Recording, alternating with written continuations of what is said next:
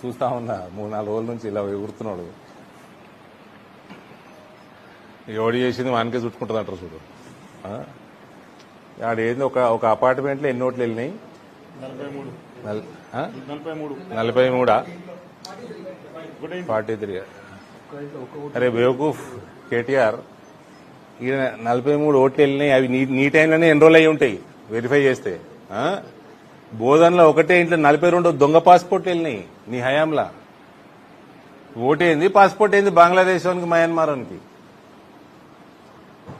ఇది అంటే నువ్వు చేసినది కాదా నిర్వాకం? నువ్వు మీ అయ్య చేసిన నిర్వాకమే కదా.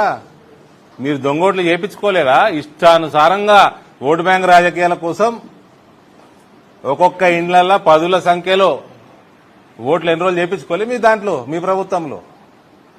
ఓట్లు కాదు పాస్పోర్ట్లే చేయించిన దొంగలీళ్ళు. దొందే ఇవి.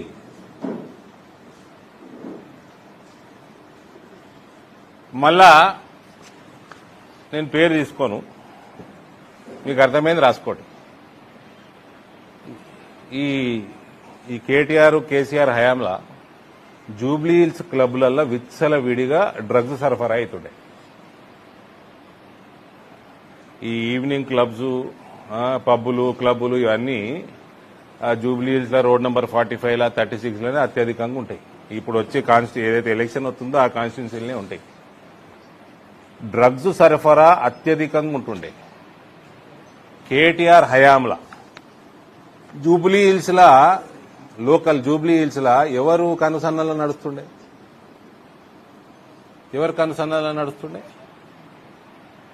తెలియదా?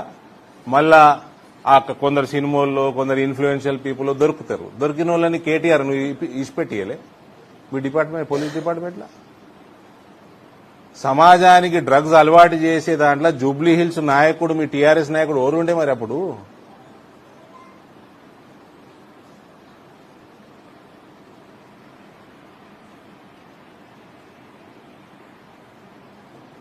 ఈయన దొంగ ఓట్లు ఎన్రోల్ చేస్తారు. అవన్నీ ఎన్రోల్మెంట్ మాక్సిమం మీ దాంట్లో ఉంటాయి, మీ అయ్యా హయాంలోనే.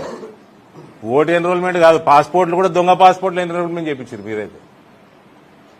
ఈ దేశ భద్రతకే ముప్పు మీ కుటుంబం, కల్వకుంట్ల కుటుంబం.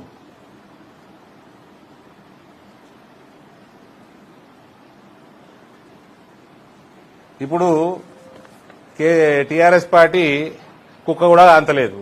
ఇప్పుడేమో ఇవన్నీ తీసి ఎగురుతా ఉన్నారు.